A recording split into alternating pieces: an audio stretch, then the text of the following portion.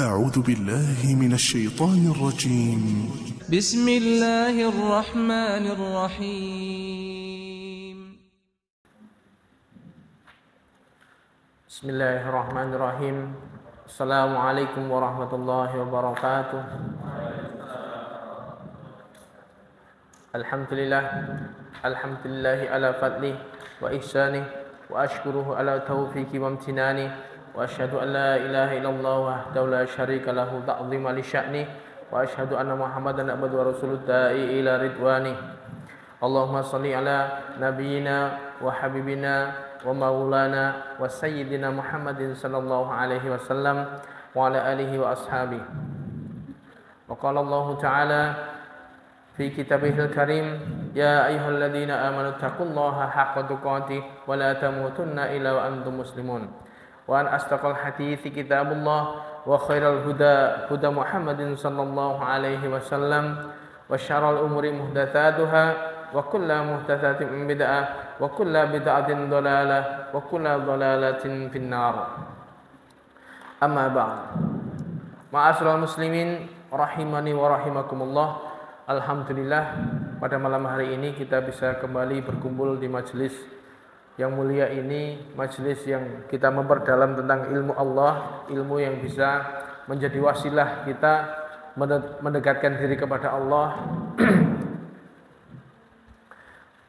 Ilmu yang kita harap dengan ilmu tersebut ini bisa kita amalkan untuk menjadi bekal kita bertemu Allah di kemudian hari nanti, di hari akhirat.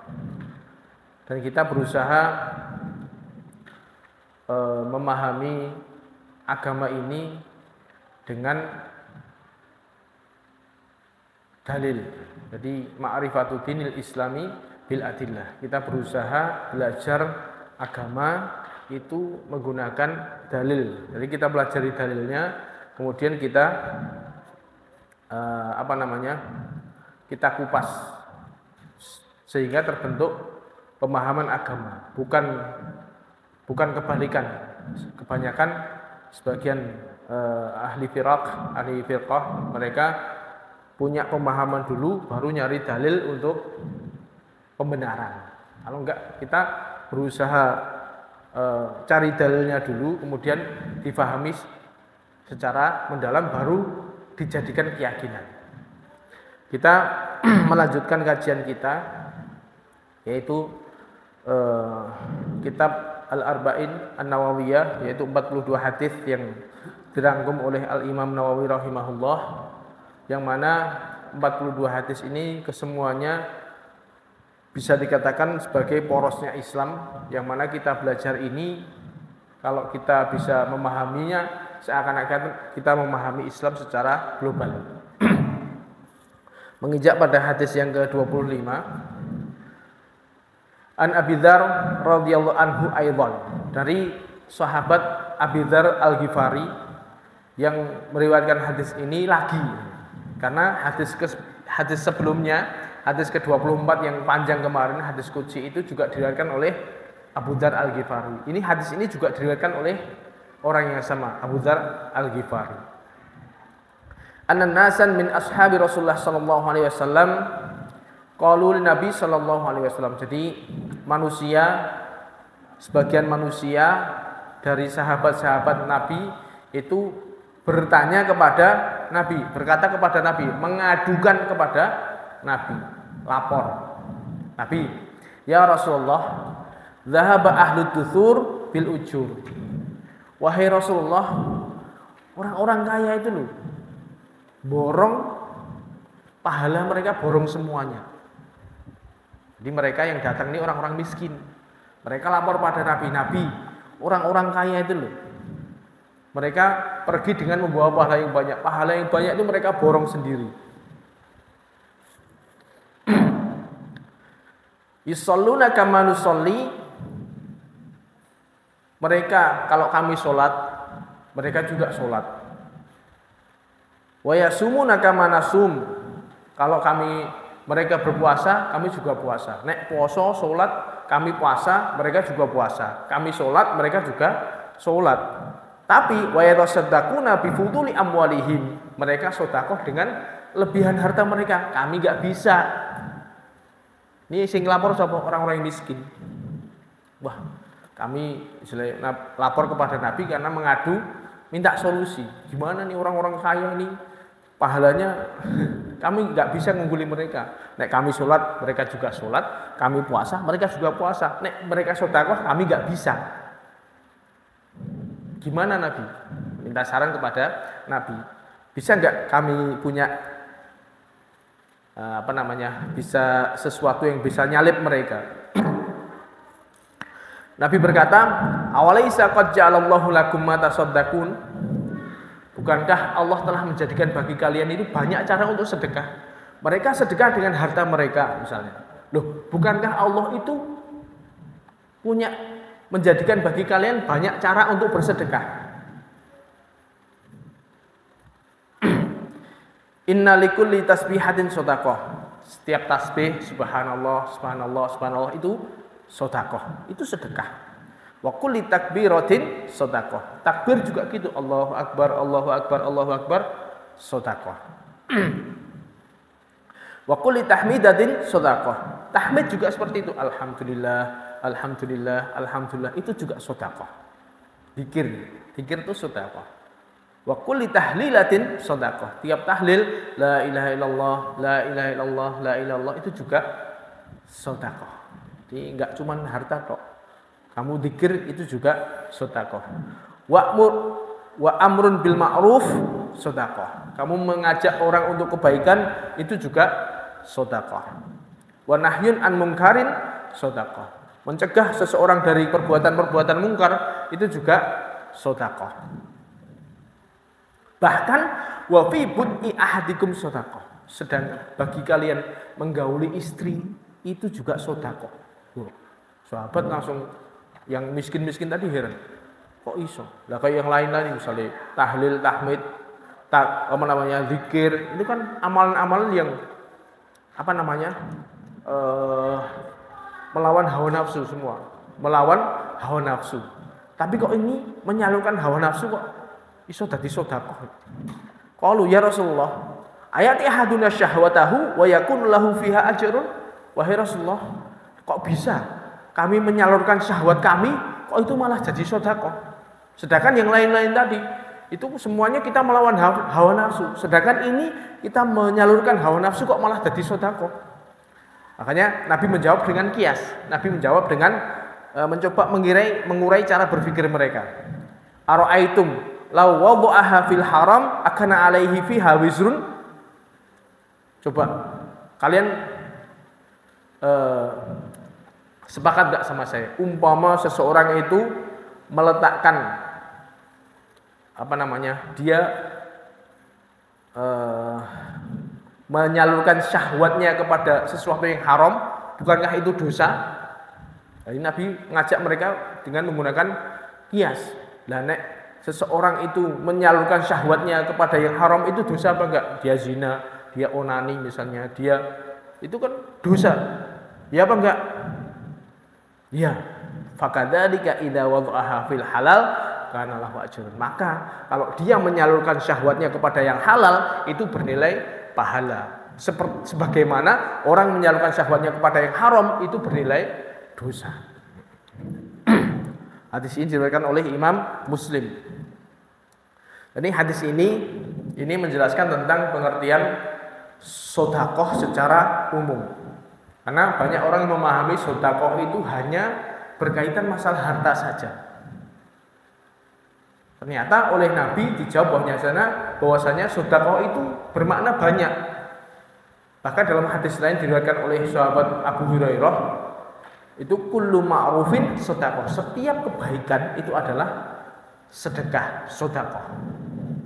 Jadi semua kebaikan yang dilakukan oleh seorang muslim itu bernilai sedekah. Tidak cuma sedekah itu dengan harta.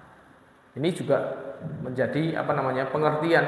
Ya kita harus pahami bahwasanya sedekah itu banyak cara, enggak cuma kita mensedekahkan harta kita tok, tapi juga sedekah kebaikan-kebaikan itu juga bernilai pahala. Dalam hadis ini sahabat Abu Dzar Al-Ghifari itu mencerita tentang fuqaraul muhajirin. Fuqaraul muhajirin yaitu orang-orang muhajir yang fakir. Jadi kalau dulu sebelum orang-orang Mekah yang hijrah ke Madinah itu kan mereka di Mekah itu rata-rata kaya semua. Maksudnya mereka berada lah, minimal mereka berada. Banyak dari mereka yang kaya. Ketika hijrah mereka enggak bawa apapun, semua kekayaannya, semua hartanya ditinggal di Mekah. Hijrah ke Madinah untuk menyelamatkan agama mereka. Dan rata-rata profesi mereka adalah pedagang. Nah, ketika pindah di Madinah, profesi mayoritas penduduk Madinah itu bercocok tanam. Mereka punya kebun yang banyak. Dan ini tidak dimiliki oleh penduduk Mekah. Makanya ketika pindah dari Mekah ke Madinah, mereka kurang bisa beradaptasi dengan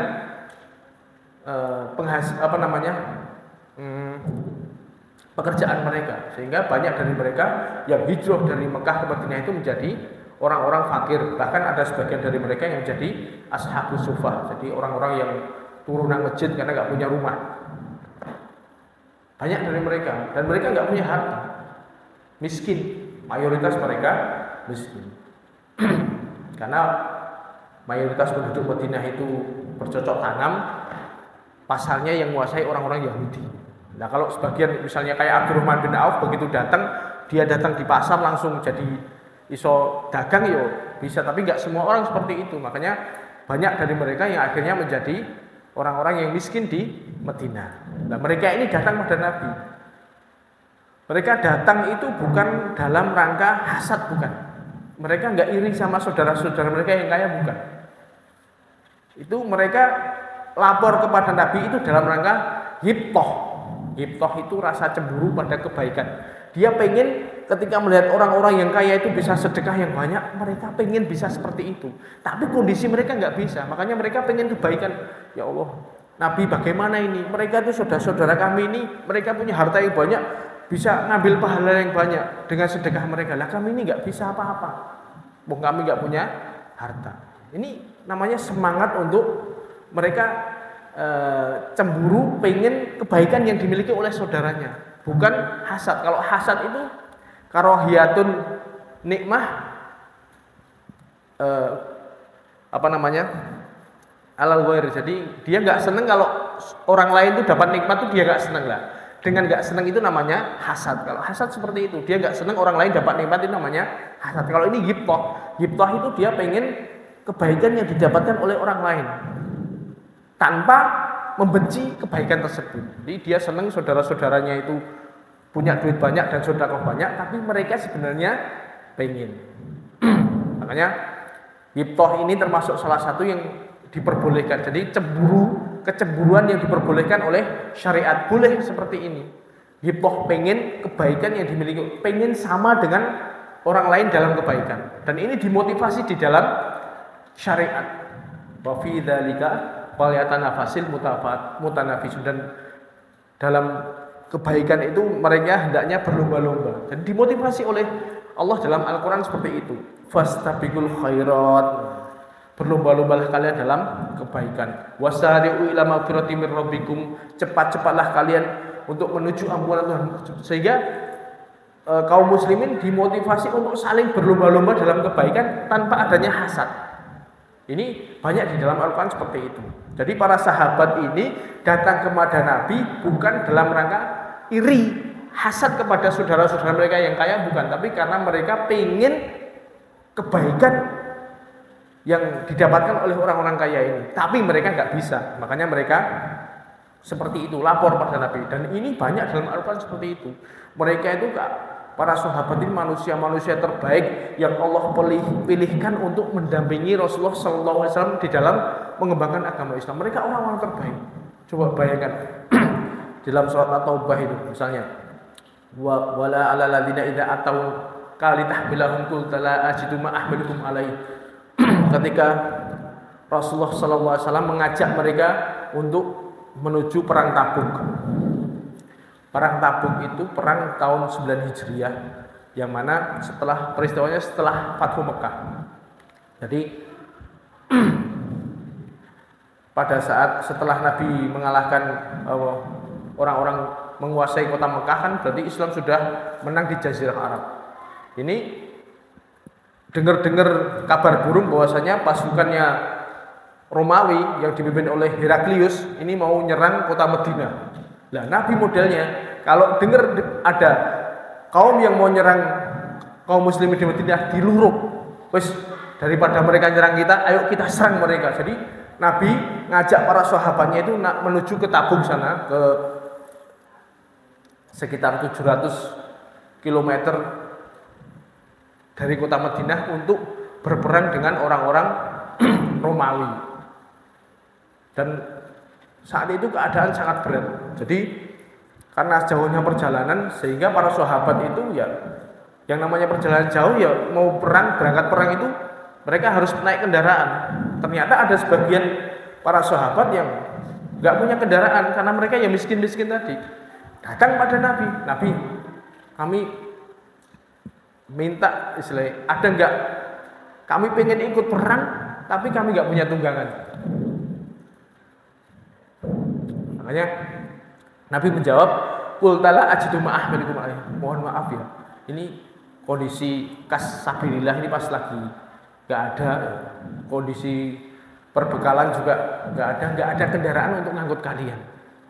Coba mereka semangat diajak perang luruk, itu semangat untuk berperang. Mereka nggak punya kendaraan, minta sama Nabi. Ternyata Nabi nggak bisa ngasih kendaraan. Kalau kita kira-kira seneng apa orang ini? Wah, alhamdulillah resto perang. Enggak, mereka itu tawallau wa ayunuhum tafidu minad dam'i hazanan alla yajidu ma yaqulu. Mereka itu kemudian ketika dijawab nggak ada kendaraan buat kalian, mereka berpaling, kemudian air matanya menetes karena sedih nggak bisa ikut perang. La haula wala quwata illa billah. Mereka manusia terbaik yang mereka pengen dapat kebaikan. Dan Nabi mentarbiyah para sahabatnya dengan baik sehingga mereka berlomba-lomba untuk kebaikan. Dari sini kita bisa tahu bahwasanya bagaimana situasi sahabat saat itu. Mereka sangat pengen kebaikan. Jadi kalau mereka lihat temannya bisa dapat kebaikan, mereka nggak bisa, itu sedih. Makanya sahabat ini, mereka orang-orang miskin itu merasa sedih, lapor pada Nabi.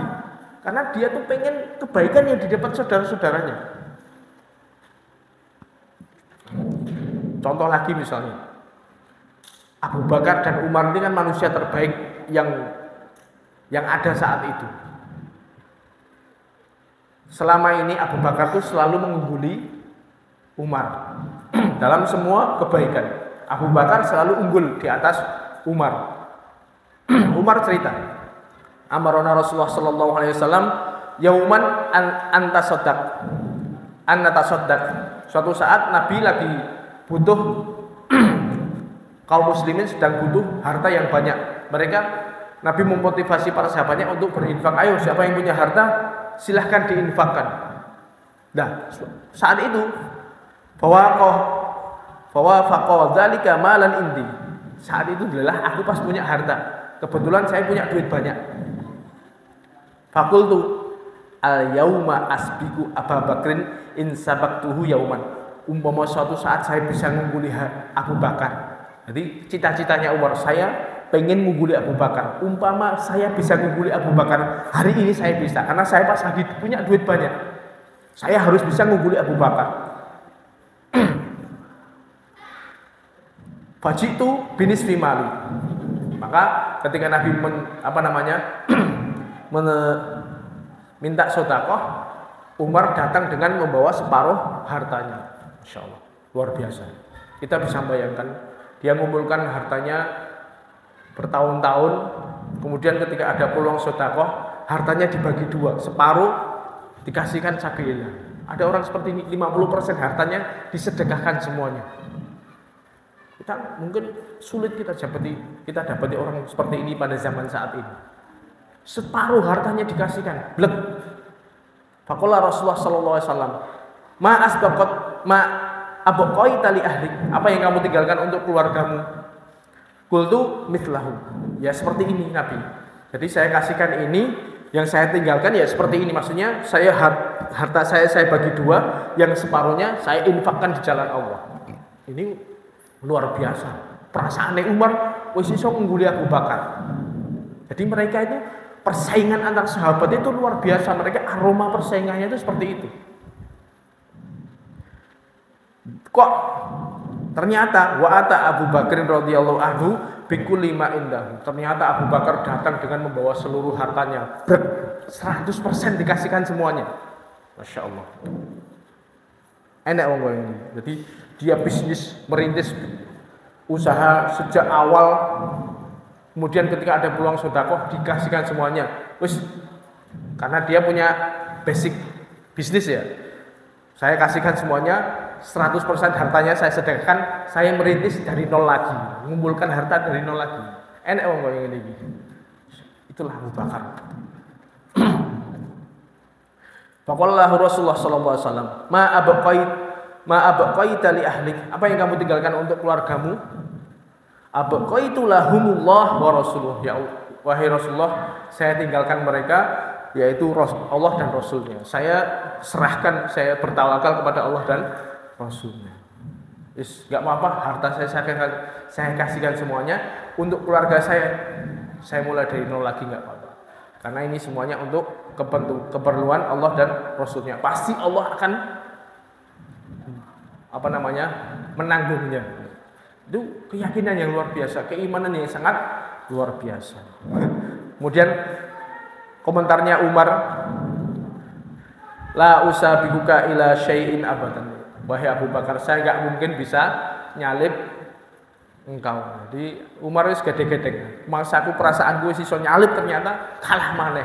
Itu aroma persaingan sesama sahabat dalam kebaikan itu seperti itu. Saking pengennya mereka unggul-unggulan dengan temannya, itu seperti itu. Seperti halnya itu tadi, orang-orang miskin itu lihat saudara-saudara mereka yang kaya, mereka bisa sedekah yang punya, mereka nggak bisa. Makanya mereka lapor pada Nabi. Dan Rasulullah Sallallahu Alaihi Wasallam juga memotivasi para sahabatnya. La hasada ila fitnataini. Nggak boleh kita itu iri, cemburu kecuali dua hal. Jadi ghibthah tadi, cemburu tanpa hasad, tidak ada kebencian di dalamnya. Yang pertama, rajulun atahullahu malan fasallallahu ala halakatihi fil haqq. Jadi kamu enggak boleh iri tidak boleh iri kecuali kepada dua orang ini. Yaitu yang pertama, seseorang yang punya Allah berikan dia harta dan dia fasallallahu ala halakatihi, dia menguasai harta tersebut, kemudian menginfakkan, menghabiskan harta tersebut di jalan yang hak, yaitu untuk jalannya Allah. Ini fasalatuh ini termasuk dia menguasai hartanya ini, ya sesuatu yang berat, karena pada umumnya manusia itu mencintai hartanya. Wa tuhibbunal mala hubban jamma. Manusia itu sangat mencintai harta dengan kecintaan yang sangat. Itu manusiawi. Mencintai hartanya dengan cinta yang sangat. Dia menginfakkan itu berat. Wa innahu li hubbil khairi lasyadid. Manusia itu dengan harta itu sangat cinta.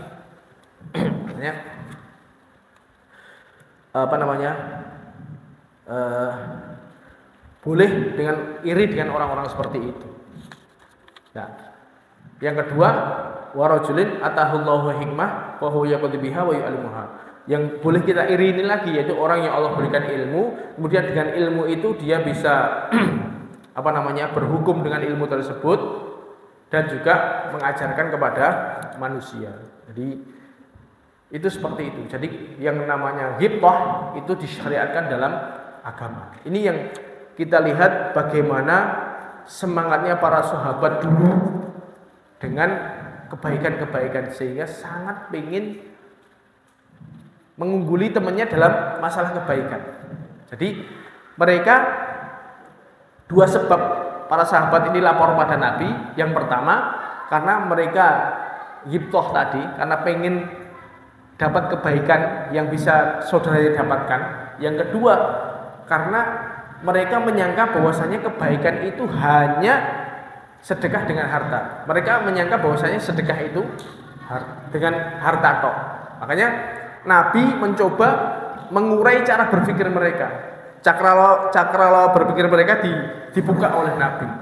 Bukankah Alaisa qad ja'alallahu lakum yatasaddaqun, apakah bukankah Allah menjadikan bagi kalian banyak cara untuk bersedekah? Jadi inna bi kulli tasbihatin sedekah. Jadi Nabi memberikan tips contoh sedekah yang paling gampang, yaitu zikir. Tasbih, zikir.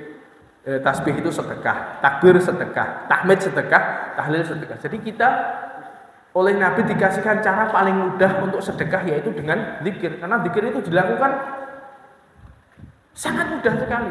Orang modal apa-apa, modal apa-apa sebenarnya. Nah, ini sangat mudah dilakukan sekali. Manusia dalam mengisi waktunya, seandainya dia itu punya kesadaran penuh, dia bisa berzikir dengan sangat banyak sekali. Berapa banyak waktu yang dilakukan. Orang sambil ngapain juga bisa sedekah. Sambil berjalan, sambil berdiri, sambil ngapa-ngapain, berkendaraan, itu bisa berzikir. Tasbih itu enggak sulit. Subhanallah. Kemudian tahlil la ilaha illallah, tahmid alhamdulillah, takbir Allahu akbar, itu sesuatu yang sangat mudah untuk dilakukan. Namun ternyata ya pada zaman sekarang ini manusia banyak disibukkan dengan kesibukan-kesibukan yang tidak bermanfaat, sehingga melalaikan mereka dari zikir. Padahal ini cara yang paling mudah dilakukan. Kalau kita mau sedekah itu gampang, zikir. Ya itu tadi. Cuman masalahnya banyak dari kita lalai dari hal ini. Ngalamun domblong, malah mikir tekan diri. Daripada domblong mending zikir sebenarnya lebih. Tapi yo kenyataannya seperti itu. Itu cara yang pertama paling mudah. Kemudian cara yang kedua itu dengan amar ma'ruf nahi mungkar. Amar ma'ruf, kita menyuruh, memotivasi manusia dalam kebaikan, entah kebaikan apapun. Nyuruh sholat, ayo poso, ayo. Kita ajak-ajak dalam ketaatan kepada Allah. Ini namanya amar ma'ruf. Kemudian nahi mungkar juga seperti itu. Kita mencegah dari teman-teman kita dari berbuat kemaksiatan atau kesyirikan gitu.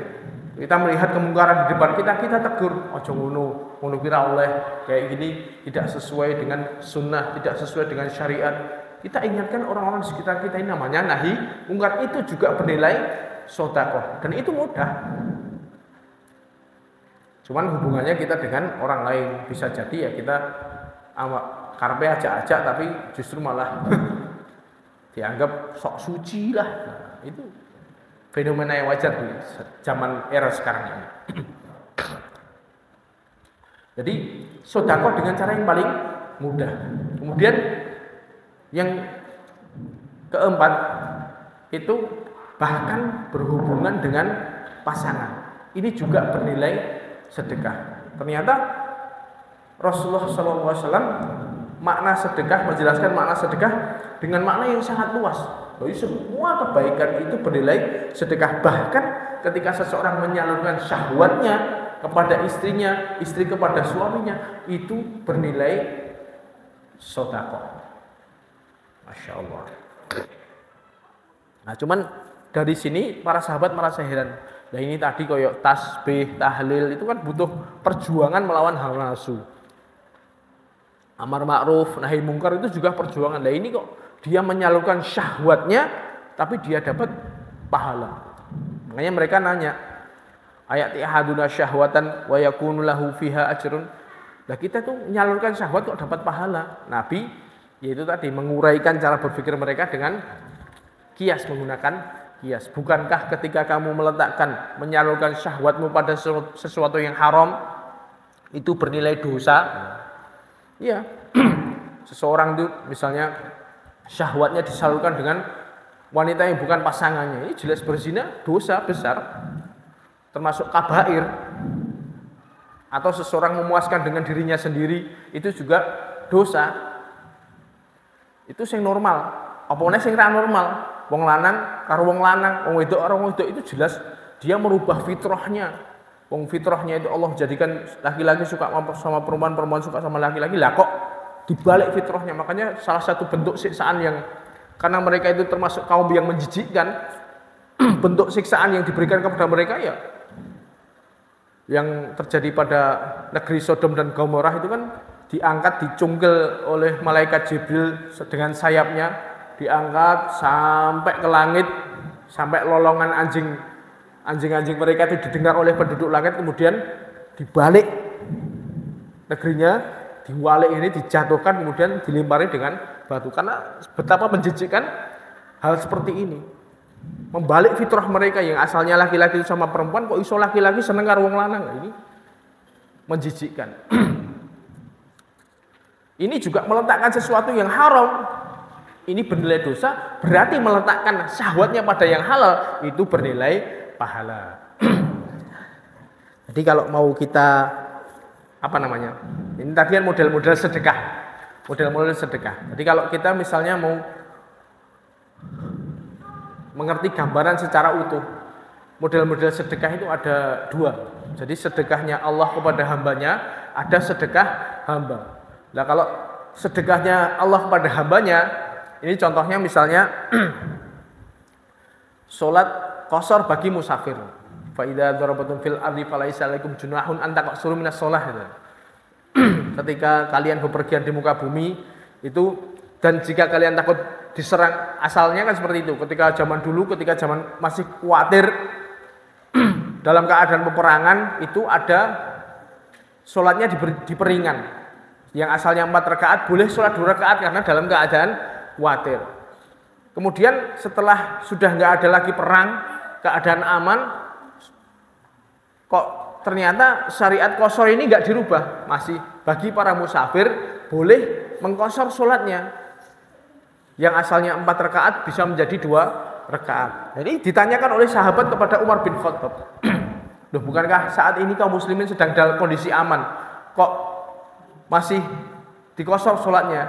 Umar menjawab, shadaqatun tasaddaqallahu biha alaikum faqbalu shadaqata. Jadi ini adalah sedekah dari Allah yang disedekahkan kepada kalian, sedekah dari Allah untuk hamba-hambanya. Maka ketika Allah berikan sedekah seperti ini, terimalah sedekahnya. Jadi ketika kita keadaan musafir itu yang lebih utama justru malah kita mengqashar sholat kita daripada kita menyempurnakan sholat. Karena ini adalah sedekah dari Allah.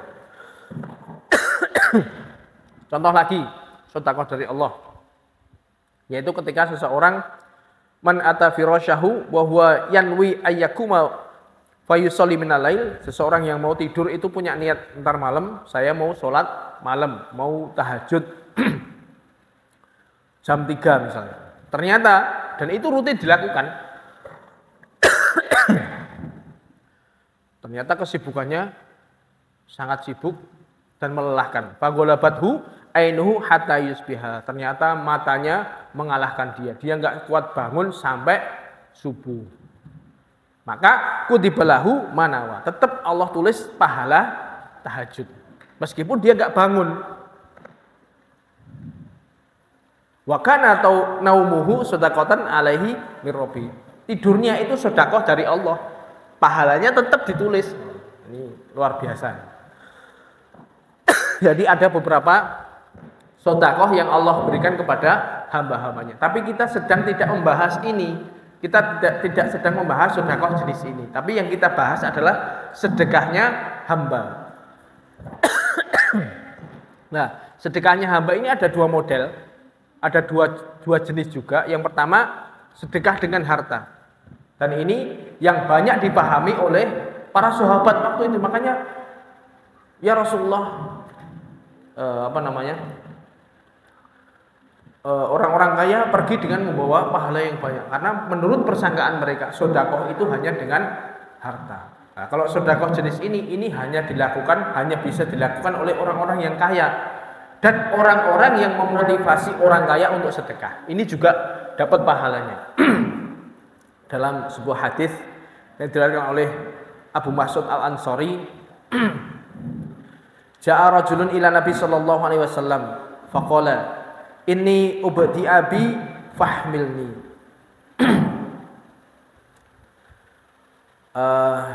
Ada seorang laki-laki datang pada Nabi, dia butuh tunggangan untuk perang. Ternyata kendaraannya lagi suloyo, kendaraannya itu nggak bisa dinaiki. Wahai Nabi, kendaraan saya sedang rusak, unta saya sedang bermasalah. saya minta tunggangan untuk jihad. Loh, Nabi mengatakan ma indi, saya enggak punya. Faqala rajulun ya Rasulullah, ana adulluhu ala may yahmiluhu. Ternyata ada seorang laki-laki yang dia datang pada Nabi. Wahai Nabi, saya tahu orang yang bisa ngasih tunggangan pada rajul ini. Si fulan dia punya tunggangan untuk dia punya kendaraan lebih agar bisa ditunggangi oleh orang ini. Dia ngasih petunjuk. Dia si rajul ini dia enggak punya tunggangan, tapi dia tahu orang yang bisa memberikan tunggangan. Maka Rasulullah SAW mengatakan man dalla ala khairin falahu mithlu ajri fa'ilihi. Barang siapa yang menunjukkan pada kebaikan, maka dia mendapatkan pahala seperti orang yang mengerjakannya. Jadi dia menunjukkan kebaikan, maka dia mendapatkan pahala orang itu. Si rajul ini enggak punya tunggangan, dia enggak punya kendaraan untuk muat, tapi ternyata dia tahu ada orang kaya yang bisa ngangkut si orang yang minta tunggangan pada Nabi ini. Jadi dia menunjukkan kebaikan, dia dapat pahalanya orang yang berbuat baik. Sama orang yang seperti ini, meskipun dia nggak bisa sedekah harta, ada kebutuhan 30 juta misalnya, pembangunan apa, masjid apa-apa gitu.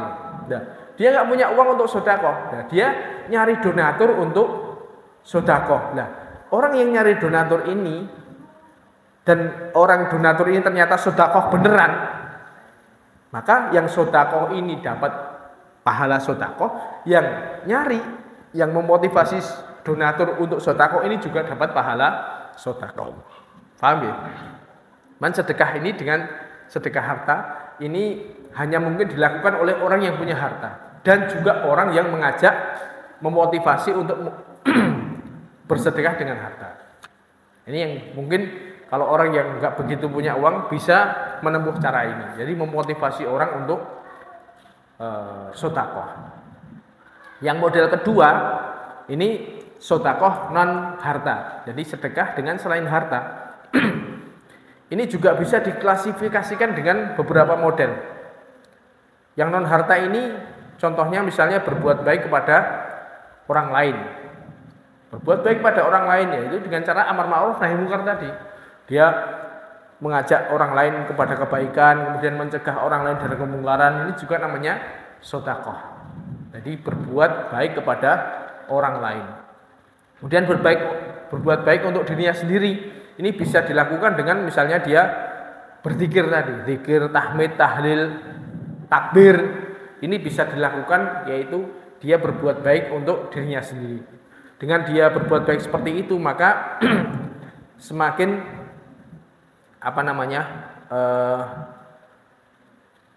menambah pahalanya. Tentu zikir ini juga harus disertai dengan makna yang benar. Maksudnya disertai dengan penghayatan. Nah kalau kalian misalnya tahlil la ilaha illallah, la ilaha illallah, berarti kan ucapan ini ada konsekuensinya dong. La ilaha illallah, tidak ada ilah yang berhak untuk diibadahi kecuali Allah. Berarti diibadah itu dimintai doa, kita takut, kita berharap itu hanya kepada Allah. La ilaha illallah ada konsekuensinya. Nah, kalau kita tiap hari zikir la ilaha illallah sampai 1000 kali misalnya, sampai kepalanya goyang-goyang la ilaha illallah, ternyata dia datang ke dukun minta pada mayat, berarti dia nggak paham dengan maknanya. Dia la ilaha illallah 1000 kali, ternyata dia pakai jimat, dia takut dengan kenapa kalau misalnya jimat ini punya menggantungkan hatinya dengan jimat ini, berarti dia nggak paham dengan makna la ilaha illallah. Jadi zikir ini disertai dengan penghayatan yang mendalam sesuai dengan lafadznya. Nah kalau kita la ilaha illallah ternyata masih tatoyur, masih percaya dengan hari baik, hari buruknya, namanya dia belum bertahlil dengan benar. Nah kalau dia bertahlil dengan benar ya dia harus betul-betul memurnikan semua bentuk peribadahan hanya kepada Allah. Entah itu doa, entah itu berharap, entah itu takut, entah itu tawakal, semuanya diserahkan kepada Allah. Itu tahlil yang benar seperti itu. Bahkan zikir seperti ini bisa secara pahala bisa mengalahkan orang yang sedekah harta. Contoh misalnya, Rasulullah sallallahu alaihi wasallam menjelaskan, man qala la ilaha illallah wahdahu la syarikalah lahul mulku wa lahul hamdu biyadihil khair wa huwa ala kulli syai'in qadir. Doa pagi sore dibaca 10 kali. Maka pahalanya seperti halnya memerdekakan 10 budak. Ini orang budak itu harganya sangat mahal. Harganya sangat mahal. Orang sedekah memerdekakan budak itu butuh harta yang banyak. Nah, dengan orang berzikir dengan zikir yang tulus, dengan zikir yang benar, itu pahalanya bisa mengalahkan orang yang sedekah harta. Ini ada jenis zikir yang seperti ini. Ini contoh seperti itu. Jadi berbuat baik. Jadi sedekah non harta itu ada yang berbuat baik untuk orang lain, amar ma'ruf nahi munkar, berbuat baik untuk dirinya sendiri. Ada lagi yang sedekah dia sedekah untuk dirinya sendiri. Dia sedekah untuk dirinya sendiri, yaitu dengan tidak mengganggu orang lain. Tidak mengganggu orang lain. Ini juga bentuk sedekah. Seperti halnya diriwayatkan oleh sebuah hadis yang diriwayatkan oleh sahabat Abu Dzar dengan pertanyaan-pertanyaan yang banyak. Wahai Nabi, apa amalan yang lebih utama? Misalnya, amalan-amalan berat yang jihad, beriman pada Allah.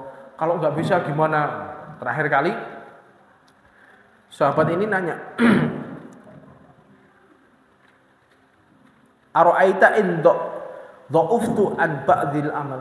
Bagaimana pendapatmu jika saya dengan amalan-amalan yang berat ini saya nggak bisa, gimana Nabi? Saya pengen amalan yang utama tapi saya nggak bisa mengerjakan amalan-amalan yang kelas berat itu tadi, jihad misalnya, dengan amalan-amalan yang mengeluarkan harta yang banyak. Ya wis, Nabi memberikan jawaban, takufu syarraka anin nas fa innaha sadaqatun minka ala nafsik. Kamu menahan dirimu dari menyakiti manusia, menahan dirimu, keburukanmu tidak sampai mengenai orang lain, itu kamu sedekah untuk dirimu sendiri. Jadi termasuk bentuk sedekah itu kita menahan diri dari menggolimi orang lain, entah itu dengan ucapan kita, entah itu dengan tangan kita. Dan itu adalah Muslim yang sejati seperti itu. Rasulullah SAW mengatakan, al muslimu man salimal muslimun bin lisanihi wa yadihi. Seorang Muslim sejati itu adalah seseorang yang Muslim lain itu selamat dari gangguan lisan dan tangannya. Ini sebenarnya mudah teorinya, tapi ternyata prakteknya ya kita dapati susah. Karena orang ya seperti itu.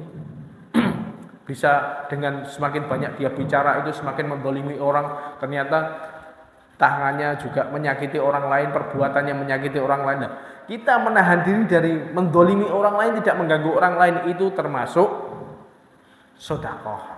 Sedekah untuk diri kita sendiri. Jadi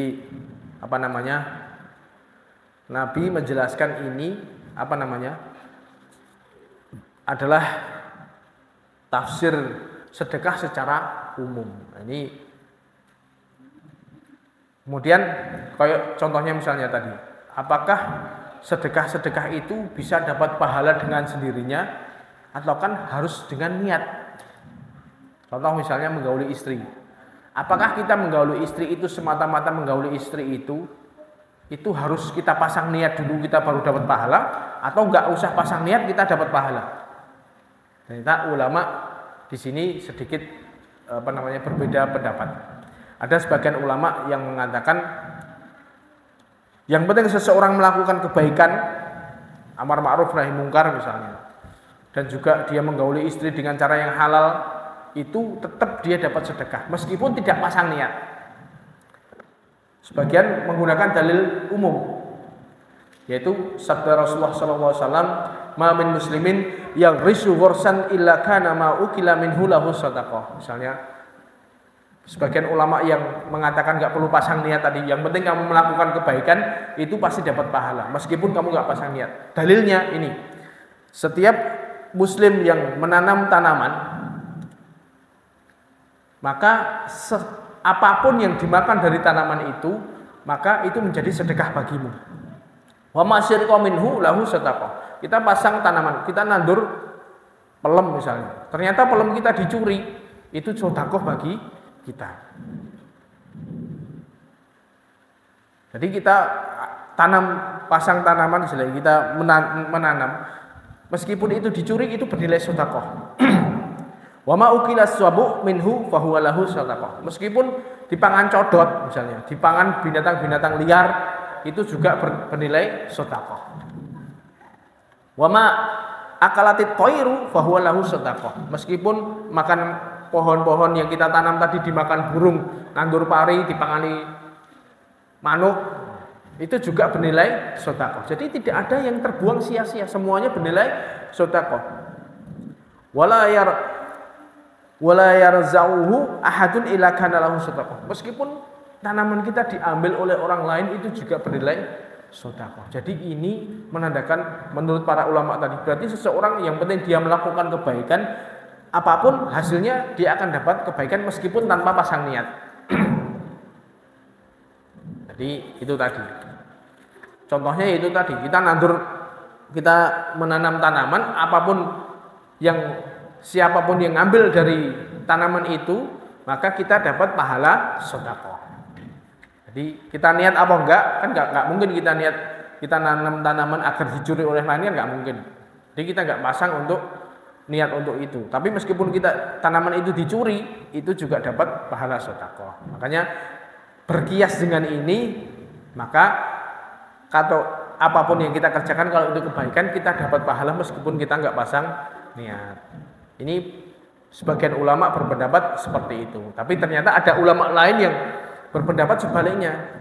Seperti halnya yang dijelaskan oleh Al-Imam Ibnu Rajab Al-Hambali mengatakan bahwasanya semua hadis-hadis yang bersifat mutlak, hadis-hadis umum tadi harus dibawa kepada hadis-hadis khusus yang mengatakan bahwasanya semua amal itu harus disertai dengan niat. Nabi mengatakan innamal a'malu biniat. Semua amal itu bernilai pahala kalau ada niatnya. Nah, berarti harus disertai dengan niat yang baik. Contohnya tadi, kalau kita berhubungan intim dengan istri itu harus pasang niat. Oh, saya ingin menjaga kehormatan diri saya dan diri pasangan kita. Jadi dengan seperti itu kita bisa menundukkan pandangan, kita menyalurkan syahwat kita sehingga kita bisa menjaga kehormatan diri kita dan kehormatan pasangan kita. Ini dengan kita pasang seperti itu dapat pahala. Misal contoh niatnya yang benar seperti itu. Contoh lagi niat menyenangkan pasangan kita. Karena istri itu juga punya hak untuk dibahagiakan dengan cara seperti itu. Ada juga pasang niat untuk menunaikan hak tubuh, karena Allah menciptakan manusia itu disertai dengan syahwat, dan penyaluran syahwat yang benar ya dengan cara seperti itulah. Kita menyalurkan syahwat itu berarti menunaikan hak tubuh kita. Nah, kita pasang niat-niat seperti itu baru dapat pahala. Kalau enggak dapat pahala. Betul. Jadi kita berusaha apapun yang kita lakukan agar dapat pahala itu diniatkan dengan niat yang benar. Contoh perbuatan-perbuatan duniawi, murni duniawi, kalau itu disertai dipasang dengan niat karena Allah, itu dapat pahala. Contohnya seperti halnya sebuah hadis yang diberikan oleh Sa'ad bin Abi Waqqas. Rasulullah sallallahu alaihi wasallam mengatakan, "Walasta tunfiqu nafaqatan tabtagi biha wajh Allah illa usirta biha hatta luqmatu taj'aluha fi mur'atik." Tidaklah semua yang kamu infakah, nafkah yang kamu keluarkan kepada keluargamu itu selama mengharapkan wajahnya Allah. Nah, ini ada syaratnya. Selama mengharapkan wajahnya Allah itu akan bernilai pahala sampai suapan yang disuapkan kepada mulut istri.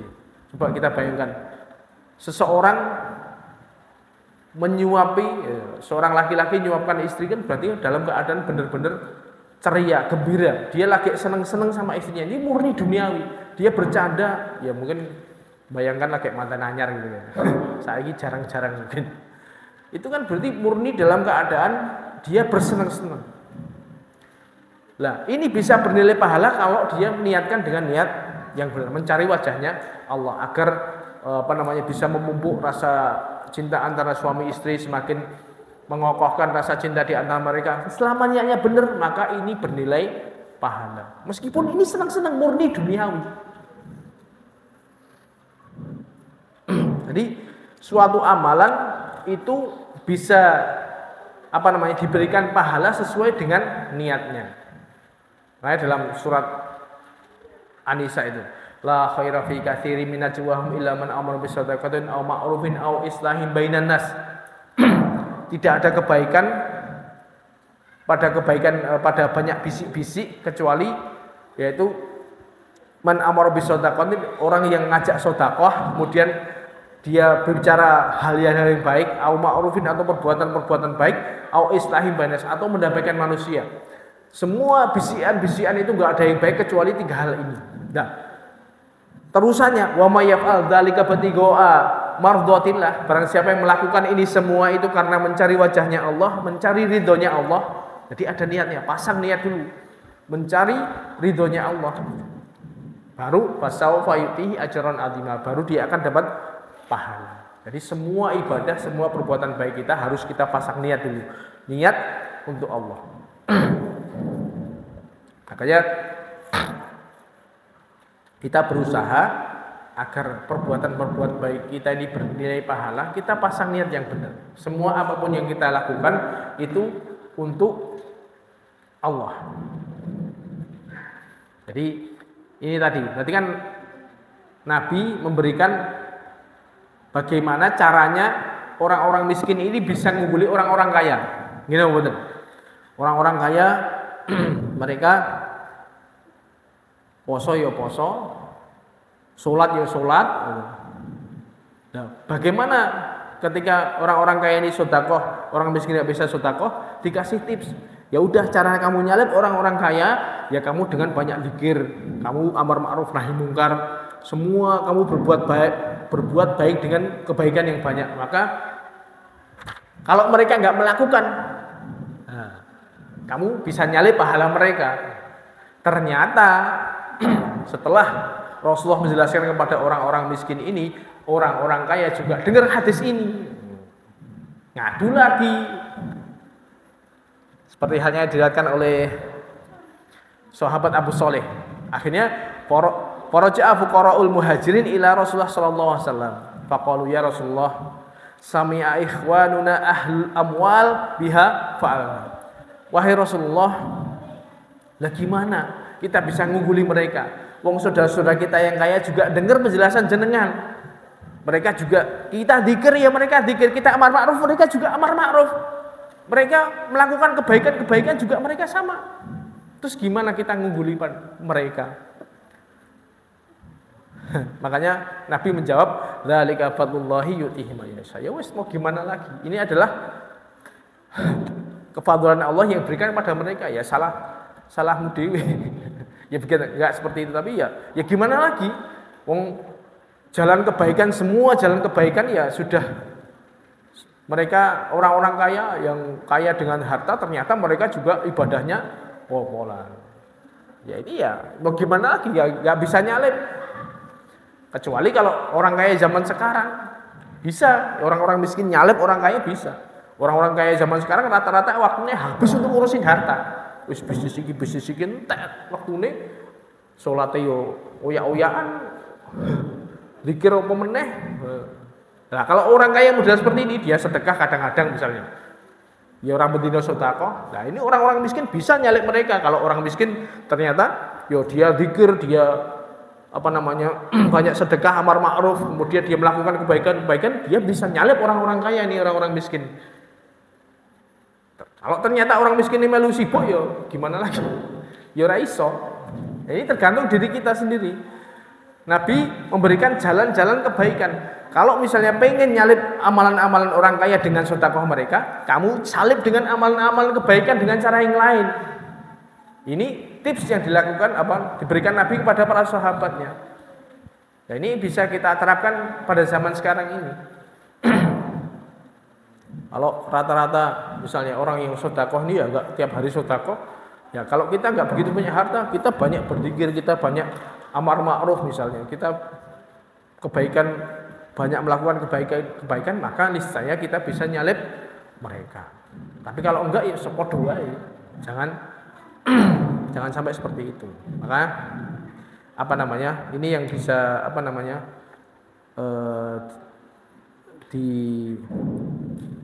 digunakan. Jadi Nabi menggunakan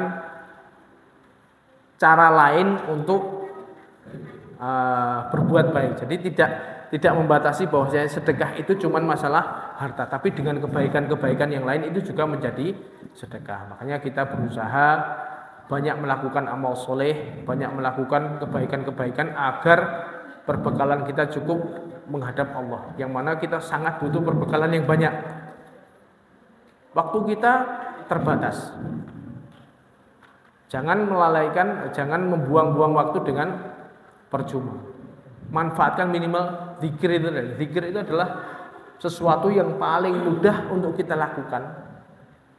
Tapi ini yang banyak dilalaikan. Seseorang banyak meluangkan waktunya di zaman sekarang ini dengan medsosnya, dengan ngobrol, dengan sama-sama dapat waktu luang nongkrong misalnya. Nah itu kan malah nggak dapat apa-apa. Kalau kita diam di satu tempat, kita berzikir, itu banyak kebaikan yang kita dapatkan. Makanya kita sering-sering menyisihkan waktu seperti itu. Naik kendaraan kita dari rumah sampai tempat kerja, perjalanan 10 menit, buat zikir itu bisa dapat banyak. Contoh misalnya, ternyata ya ora sempat. Makanya jalan-jalan kebaikan banyak, bisa nggak kita memanfaatkan? Insya Allah itu yang bisa kita sampaikan pada pengajian malam hari ini. Untuk pengajian berikutnya kita sambung pada hadis berikutnya. Wabillahi taufiq wal hidayah. Subhanakallahumma wa bihamdika asyhadu an la ilaha illa anta astaghfiruka wa atubu ilaik. Assalamualaikum warahmatullahi wabarakatuh.